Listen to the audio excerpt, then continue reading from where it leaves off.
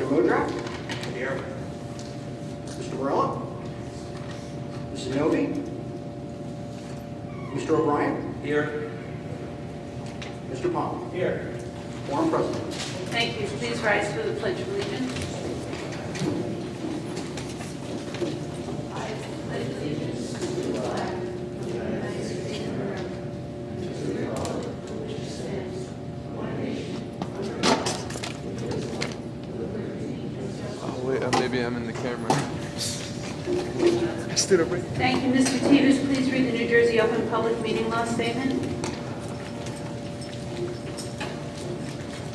The New Jersey Open Public Meeting Law was enacted to ensure the right of the public to have advance notice to attend meetings of public bodies at which any business affecting their interest is discussed or acted upon.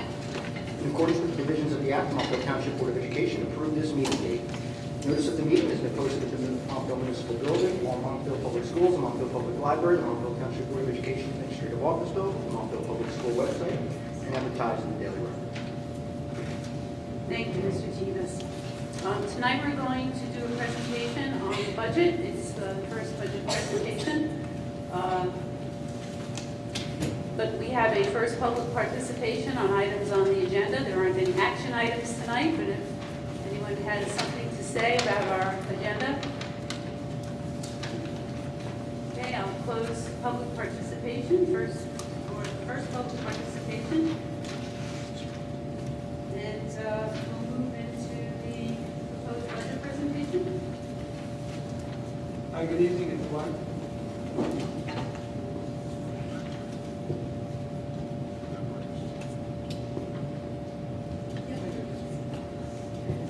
So good evening, and a special welcome to our students who are here tonight. Good to see you.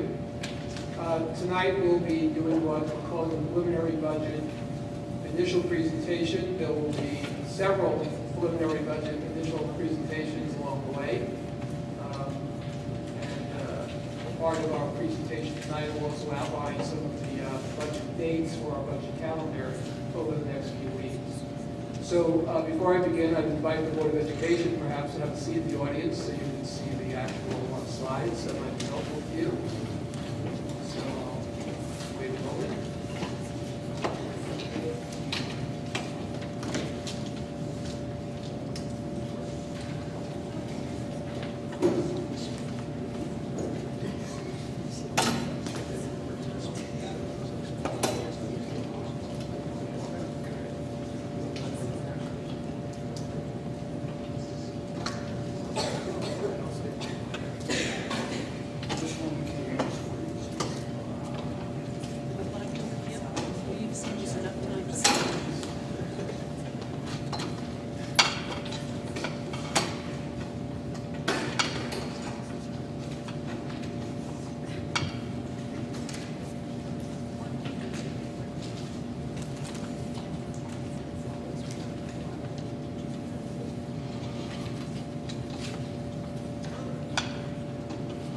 So once again, good evening. This evening, as we begin the budget process with some proposals, I'll walk you through what will be almost solely academic proposals at this point. A week from today, we'll also have, I believe, more of the capital improvements and equipment that will follow. So we start out with our mission statement. I won't read it aloud, but we always begin our presentations like this with our mission statement and our commitment to students and our families and community. As we look at our vision, we talk about high expectations and opportunity for everyone, teacher effectiveness and student engagement at the center of our work, passionate learners, inclusive and collaborative settings, and maintaining an excellent school district while moving to become a school district of distinction. A week ago, as I talked about the budget in a presentation called Developing the Budget, we went through our present academic learning goals for this year, so I won't spend much time on those tonight, but they include the original science research program, our math program. This year we began a new program for grades 6 through 12, our media center here at the high school, where we're working with architects at this point to develop plans for a large renovation that will begin at the end of June. World Language Program, Effective Teaching and Professional Development. On Monday, February 16th, we have our Superintendent's Conference Day, which is a day-long event for our faculty and staff having to do with professional development opportunities, special education, and the effect of culture on our students. So our preliminary budget proposals. We start out by looking at the elementary school, maintaining class sizes, maintaining our programs, and there are some new initiatives that we're thinking about in this budget for them. The middle school, again, maintaining class sizes, the teaming approach at our middle school, and there are enhancements to the present programs. At the high school, the same thing, maintaining class size, continuing to offer core and elective programs, and enhancing that somewhat with our programs. And finally, in athletics, maintaining all of our present programs, our teams, and athletic opportunities, and there are some new equipment proposals in the budget. So on the elementary level, of course, literacy, area of English language arts, and mathematics are at the heart of our elementary school program, and we do have new instructional materials that we'll be proposing in this budget to enhance those two areas. Last year, we brought a lot of new programs into our elementary program. A lot of them are computer-based. They require us to maintain those each year, as well as workbooks and other paper and pencil kind of materials. So we'll continue to renew all of those programs. And in terms of summer support for our schools, we would like to propose that we provide nurses in our elementary schools, in each of our 5 elementary schools, for 2 days prior to the beginning of the school year, so they can catch up on immunizations, work with our students and families who have other medical needs, allergies, etc. Continuing with elementary school proposals, within the class size limits, it looks like we can in fact decrease elementary staffing by 5 teachers. And here I've outlined the decreases from school to school. Cedar Hill, 1 teacher, Valley View 1, William Mason 2, Woodmont 1. These are based on current enrollment, moving them forward a year. And as you can also see, the class size limits are not exceeded going in this direction. Once again, this is only a proposal at this time, not a recommendation. I do anticipate there'll be further discussion about this particular proposal. And also, we're also proposing Chromebooks and carts in each of our elementary schools in order to support the instructional program. And so our middle school, they requested a stipend for the individual there who does the work of a bursar with all of their clubs. Our high school presently has someone who receives a stipend for that work. At Lazar, it's not quite as much, but it's still a lot of additional work. We're recommending a stipend for that, and also additional Chromebooks and cards to support instruction. At the high school, we have the need of increasing our ESL services. That 0.4 increase might all be at the high school or partially be at the high school depending on needs, but we do know that additional support is necessary. It would bring a 0.6 teacher presently in the district to a 1.0, which would require benefits, so there will be that cost involved. We need an additional science teacher at the high school for chemistry. Last year, as we introduced biology as a freshman course, it created a bubble, which will now move to a chemistry course, and so we need an additional teacher. And we are proposing stipends, small stipends for the teachers in our science research program. They spend an unusual amount of nights in district at everything from symposiums to presentations to coming before the Board of Education to having what they call family nights to create a sense of collaboration with the families that they work with. So we're proposing that. And also one new course offering, AP Human Geography, as a new advanced placement course that will be offered here at the high school. And continued expansion of the science research program, and that will also involve those Chromebooks I mentioned earlier, and some furniture that will go along with those programs.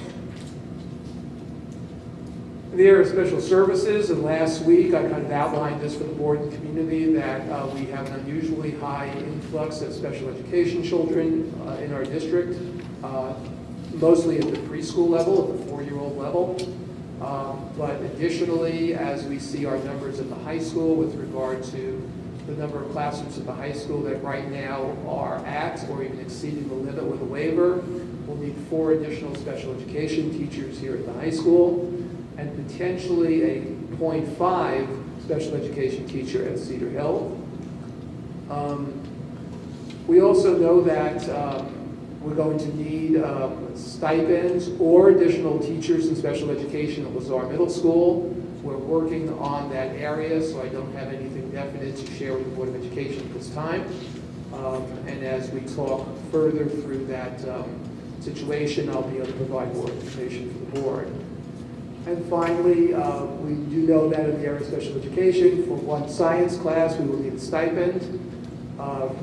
And also, we're the creation of a special education math lab as a course here at the high school for students with special needs to take additional math and get additional math support.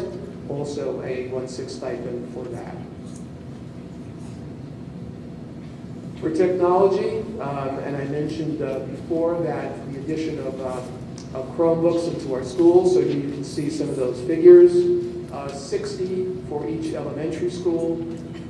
30 Chromebooks fit into a cart that charges them. So when we have 60 Chromebooks, it means the addition of 2 carts as well. 60 also for Lazar and 120 for the high school. A smart board for the Hilldale Art Room, smart board speakers, 1 for Valley View and 6 for Hilldale, and 6 laser printers here at the high school. And we have several athletic proposals. Right now we have a weight room coach, a stipend for the weight room coach, and we also have a stipend for an assistant wrestling coach. We have more than one assistant, I believe.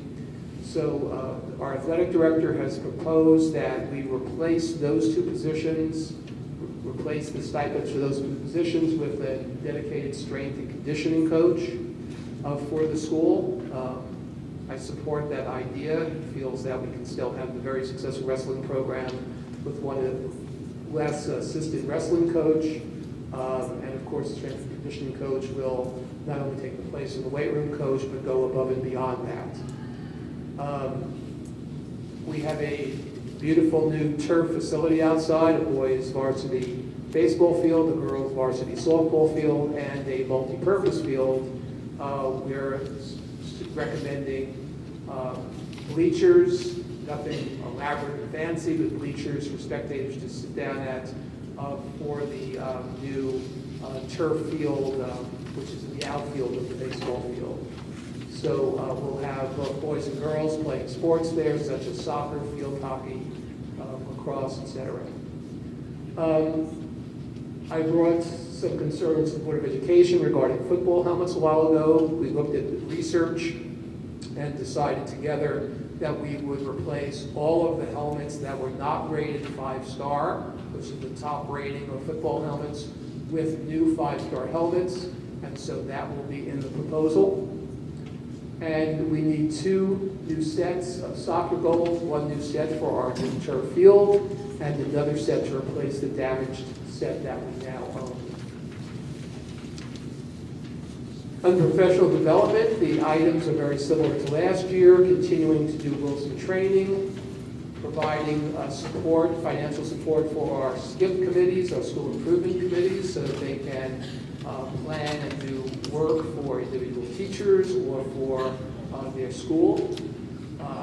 Danielson training, science research training. We anticipate the possibility of training 1 additional teacher in science research. We're uncomfortable only have 2 trained teachers, even if we only have 2 teachers in the program. As you know, we've had some turnover in that program, and because we've always planned ahead and have had 3 people trained, we've always had someone who can move into the position. So we want to train 1 teacher in science research. We'll need to train someone in the AP Geography course, and train to support our teacher evaluation model whenever it's necessary. We'll continue with district curriculum development as needed. That's something that Andrea, our assistant superintendent of curriculum instruction, keeps careful track of. We already know that we do have to do some curriculum writing going forward, so there'll be some dollars in the budget for that.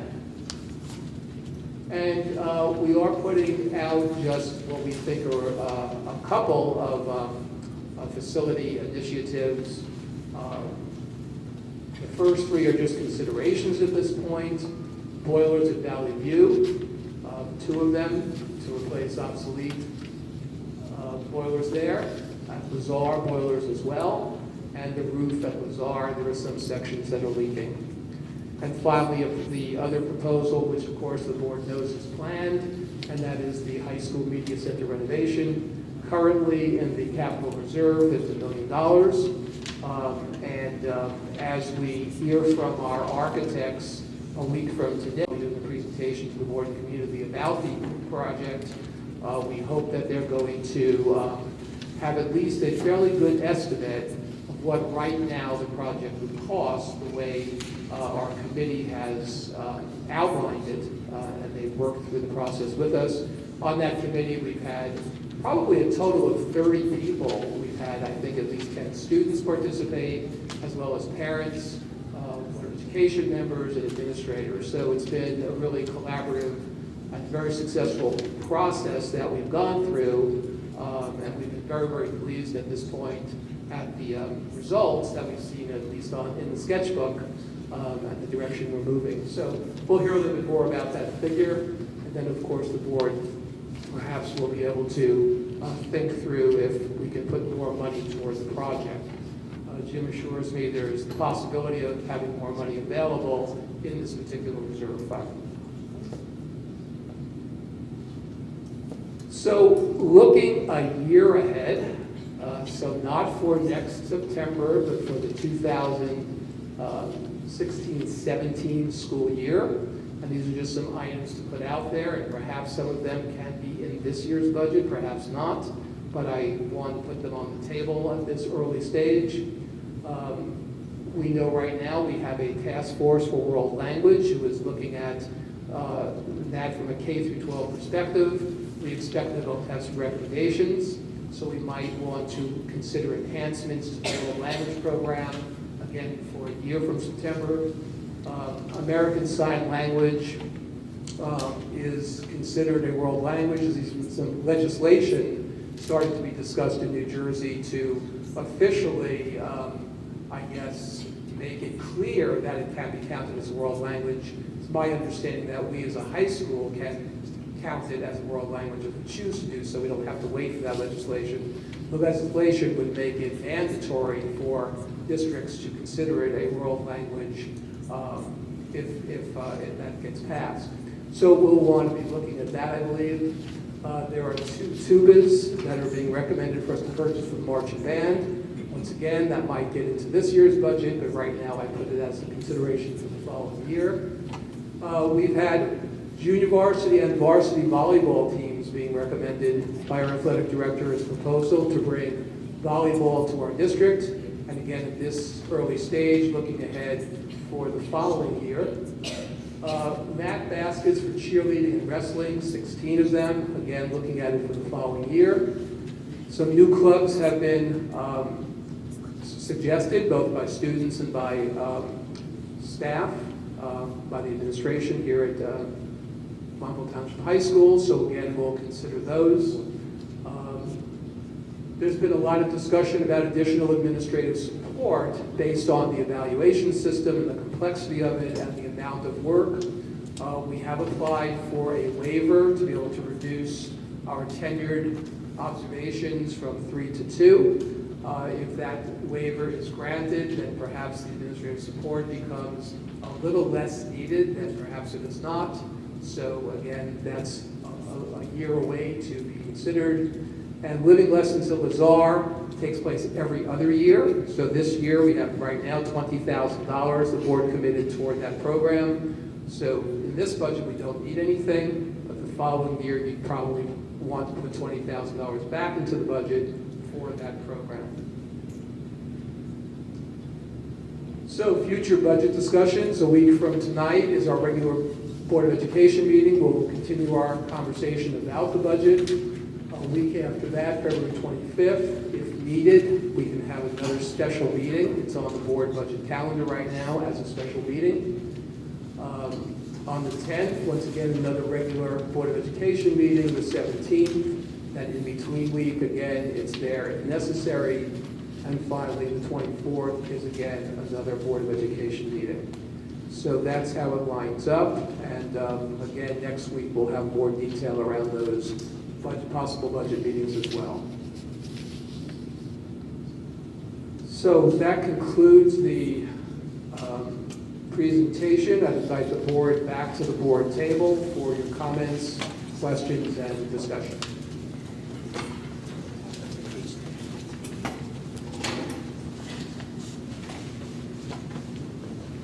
So we have more students in the audience than usual. If you guys saw something that you'd like to comment about or something that's missing that you'd like to talk to us about, tonight's an opportunity to do that. So you'll have a chance after the board talks about the budget to offer your comments if you'd like that.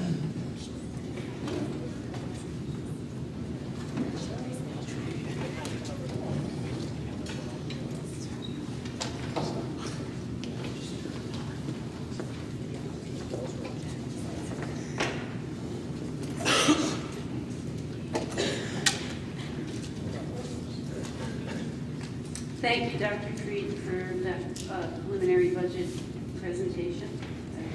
As usual, it is all encompassing, and I'm sure your successor will appreciate that you've already laid some groundwork for that. Does the board have any questions? Charlie? Just some housekeeping questions. Are we still scheduled for the architect to be at our next meeting on the 17th for the library expansion? We are. I think I actually mentioned that. Well, Yeah. thank you. The other thing is, when will the tentative budget be approved? What date is scheduled for adoption of the tentative? Yeah, I don't have the calendar for me, but I believe that's March 17th meeting. We'll have to do that, the adoption of the, We're going to have a meeting on the 17th. Yes, sir. That's correct, sir. Okay.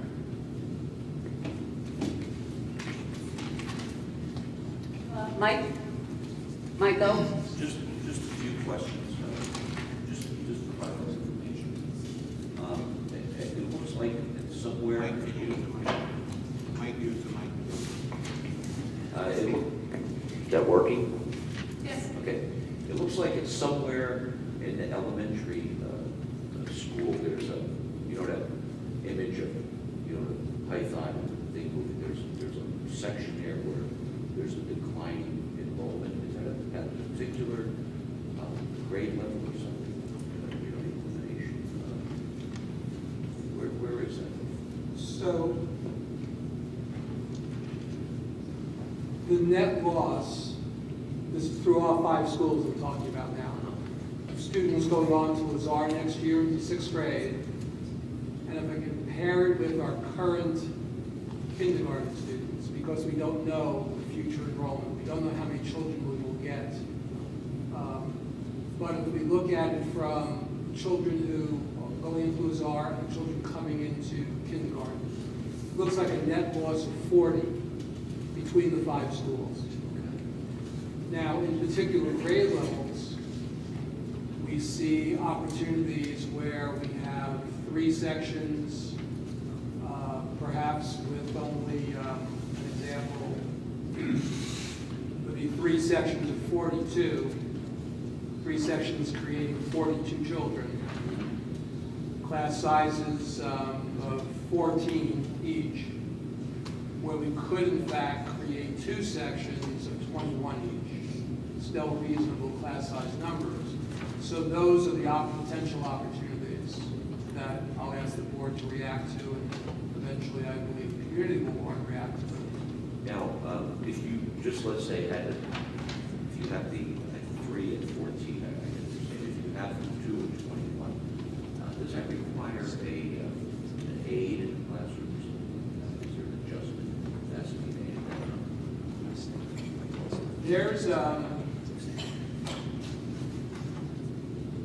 There's a suggestion in the board policy. But it's just a suggestion. Well, it says aid will be assigned for 15 hours per week to each class with an enrollment of 22 students. That's in grades 1, 2, and 3. So we're just under that. When, let me continue a little bit. Yeah. When the state aid was taken away in 2010 and the budget fell, there are parts of the class size that I think the board feels, and the board can comment on that as a whole, that may be open to interpretation, letting the administration use discretion about those kinds of items. I'll just read you a little piece of it. The determination of specific class size will be based upon the needs of students. Administration will recommend class sizes consistent with sound educational practices and will consistently monitor class composition. So I think there have been times when the board has said, let's keep something 3 sections instead of making it 2, even though it fits in the class size guideline. There have also been times when the class size has exceeded that 21, and the board has said, we're not going to place an aid in the classroom. So the board has allowed discretion to be used. Can I ask a question? And just assume we need a Mercer at early or half for high school. And there at the conclusion of page 9. Can you speak into the microphone? We can't hear you very well. On page 9, you were mentioning about things possibly coming up for next year, and one of them related to administrative support. Now, we're hoping to get away from, you said, this, but is this a situation that, first of all, what is the support? Is the support clerical? Is that what we're talking about? No, it's not clerical. No, we're talking about administrators.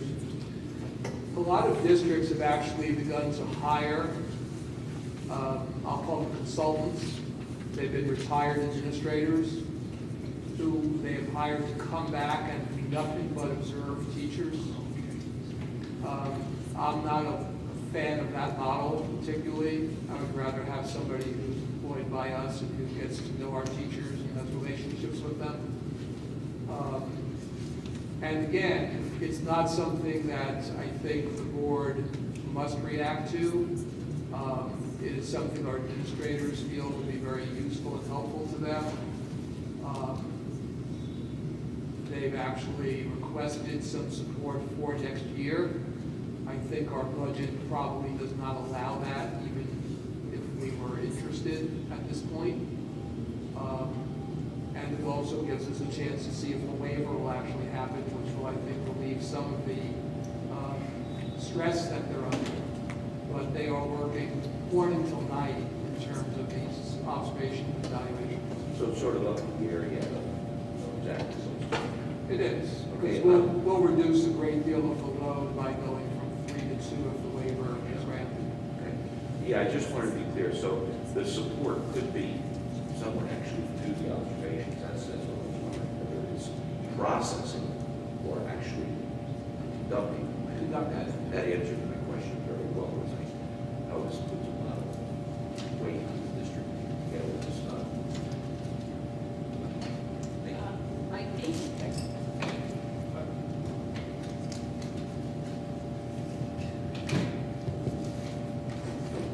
Not sure it's on.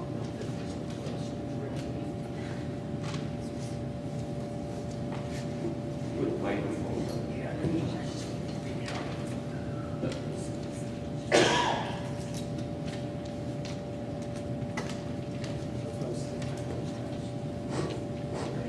Well, I guess that's it. I'm just, question about the preschool. This is a Valley View, right? It's the only place where preschool, right?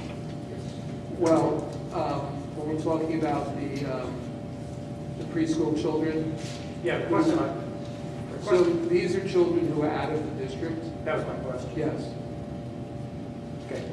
And for the children coming from out of district, though, don't their sending districts have to absorb some of those costs? Well, no, they live in our community, Mike. They're residents of Montville Township.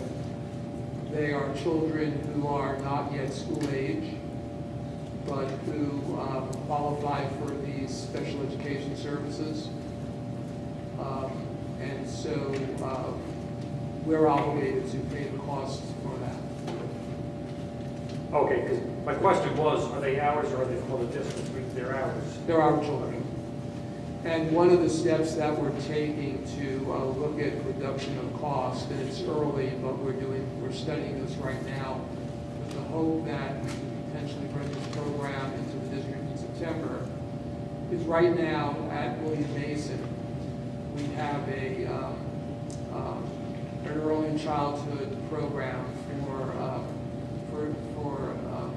children with severe disabilities.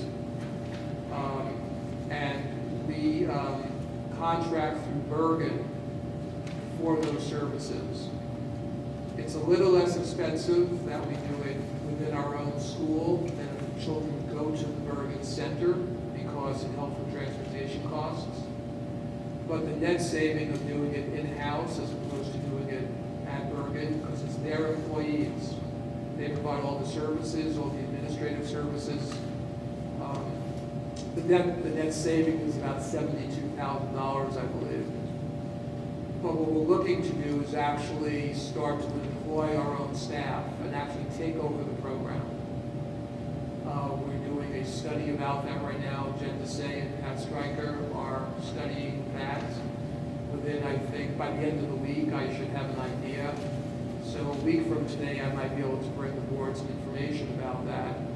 We run the program here ourselves. We might have a considerable saving. I'm not sure yet. What's the that Valley View program of William Mason? The children at William Mason are in the autistic spectrum, and their needs are much more complex than the children who are in the special education program at Valley View. They require very specialized services. There is a full-time behaviorist with the program. People are well trained in applied behavior analysis, which is a teaching technique. So it's a very complex program.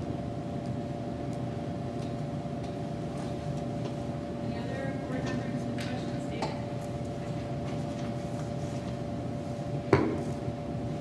Thank you for addressing the special needs over at William Mason. The idea of bringing that back to William Mason, that was going to be one of my questions for you. But also about Chromebooks. I've been talking to some parents at Hilldale, and they feel they need more Chromebooks. So I'm happy to see that Chromebooks are in the budget. Now, have you looked at how many Chromebooks are actually needed at each school? Well, and perhaps Andrea can comment on this, but through our budget process involving our administrators, principals, and others, we're looking at the recommendations that are coming to us from our principals. And I believe, am I correct, Andrea, their recommendation was an additional 60 per building. So I didn't cut their recommendation down at all. That's what they were requesting at this point in time. Okay, thanks. Anyone else? Haven't spoken? Okay, Mike? Jumping from Chromebooks to another item, there's capital initiatives, boilers. Am I correct that we have already been replacing some in the last few years, right? So is there like a cycle, like are we getting near the time you get to the, down to the bottom when you're back to the top line. And that may sound facetious, but. No, it doesn't. That may hold a little more true when it comes to roofs in some cases, but the newer boilers are extremely efficient. And they have a very, very good life expectancy. We're getting to a point where we have been steadily replacing our boilers. The ones, as a matter of fact, that are under consideration for the 15-16 budget, we have one that dates back to 1953. It's the original boiler in Lazard, so it's due. You know, in terms of, I mean, we've been hobbling along the last year or so with it, but you know, it'll, in addition to being more reliable, it'll also be more efficient, so it'll save money in the long run. Since you mentioned that efficiency, I know that this goes out to the homeowner. If they would get a new efficient, they would have a tax credit, right? Yes. Do we get any kind of help or rate from anybody in the state, anyone like, doing these replacements? Not the kind that you're talking about with the home energy one, but there are a number of other grants and things of that nature. For example, what's known as the ROD grants, that's a big one. Do we get any of this? Not this round, no. We have in the past, yes. We did a lot of windows with those. We did a number of other energy saving types of, we did roofs, security projects, lighting. Okay.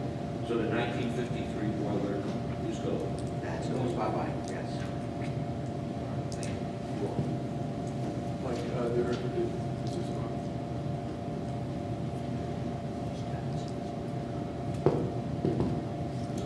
so, am I? Yeah.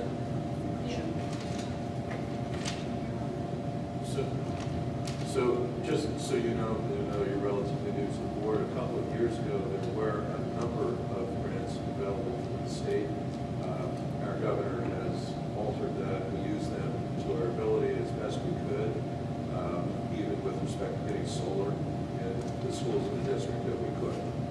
So we have been looking for them and continue to search, but at this point, they're dry. Thank you.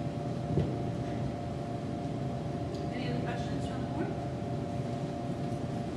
Any questions from the public? I'll open it up for questions. Come on up. There might be a mic at the podium. If not, just speak louder. And just, we need your name and where you live. Hello, my name is Jimmy. I actually live down the street, so I'm pretty close. You talked about how you need new bleachers for a new turf field. Is that already turfed? You said the outfield for the baseball field? So, you know the boys varsity baseball field? So that whole area is turf. Yeah, right next to the softball field, right? So, the whole varsity boys baseball field is a turf field now, and in the outfield is lined for a multi-purpose field for soccer, field hockey. So, and then further closest to the building is the new girls softball field, which is also turf. So that whole area. So the bleachers, I believe, are for the multi-purpose field, so people can watch games if they take place there. You said there were damaged bleachers? No, I didn't say the damaged bleachers, I said there were damaged soccer goalposts. All right. So the damaged set, Mr. Pivatello wants to replace, and then we need a new set for the new field. So you're not replacing the bleachers? There wasn't, I don't think, Andrew, was there anything in the budget, in Paul's budget about replacing bleachers at this point? Those were added to for the multi-purpose field. Look at the microphone, Andrew, please.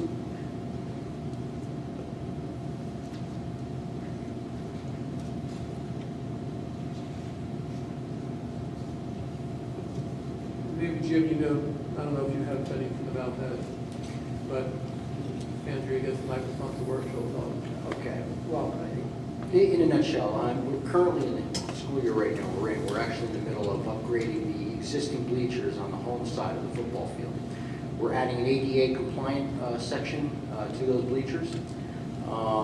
And the proposal that Dr. Freed is discussing this evening, which is for the 15-16 school year, next school year, is to just add a set of simple bleachers, is probably the best way to describe it, for the new athletic fields, the new turf athletic fields, not football field, the soccer, the all-purpose fields. And if I understand correctly, those set of bleachers would be positioned so that they could be kind of utilized by all those fields. Yeah, I imagine those bleachers, because they're the small metal ones, can probably be brought over to the baseball field. If we wanted to bring them over there, they can be moved around. The part Mr. Stevens is talking about the football field, that's to be done this year, probably over That's the correct. summer. Yes. And that's so people who are handicapped, who need wheelchair access to the bleachers can have it. I don't know what your financial stance is, but how necessary is the new field?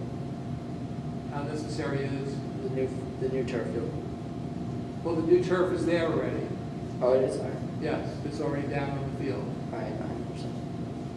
That's all. And there was no financial impact to the district. All right, we didn't have to pay for the new turf field because we worked out an arrangement because we no longer could use the field behind Bizarre Middle School because of the power lines. So the Board of Education negotiated with the power company to use that money in order to build the turf fields here at the high school. Thank you. Thank you. Is there anyone else? Can I just ask the question, now that you have a proposed preliminary budget, will this be on the website? Yes, we will place this on the website, and of course, a week from now, we'll be adding to this presentation. Okay, so it'll get onto the website tomorrow? Yes. Okay, great, thank you. Mike? Not a question, just a comment, okay? As complimenting to Walt, Jim, and everybody on the staff. I've always been amazed by what an incredible task it is to do a budget for a school district like this. And my hat is off to all the work and effort that really goes into this project. It's just really amazing. Thank you, appreciate that. I actually have a question. Yes? We see, Paul, that you added considerations for the following school year, 2016-2017. And I appreciate you presenting us with, I guess, food for thought. And more may come along. Okay, I mean, as I said during the presentation, it may be that the budget will allow us to bring some of those things into this year's budget. that's what I And the was. board, of course, can talk about those ideas. If there are things on that list that you think you might want to bring in, we can talk eventually about cost, impact, and so on. And there may be other items that we'll be placing on that list for the future, so. As to the enhancements to the world language program that you have listed, correct me if I'm wrong, I believe that we're still in an analysis phase this year for how to enhance or approach the elementary world language. Yes, the task force is just beginning its work, and the board will hear a report from them in the early to mid-spring. But we would not be recommending anything for September. But then for the following September, potentially, the board might be interested in acting on some of those recommendations. Do you anticipate budgeting anything for the 15-16 year under that heading in anticipation of preparing during that year for changes in the following? Well, I think, again, just anticipating what the changes might be, it might be staffing. particularly as we think about the elementary level and the program, the approach we're taking now and the approach that may be recommended. So there could be staffing implications for world language at the elementary level. There could be implications at the middle school level if we're going to, in fact, enhance the program there with a full year earlier than 8th grade.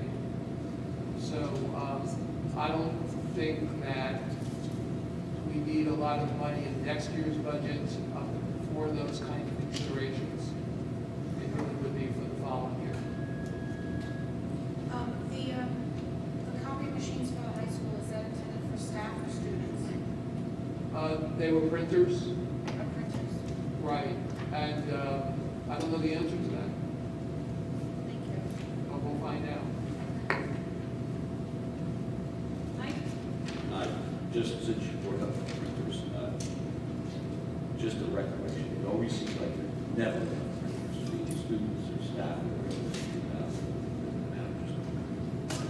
I think that's a great idea.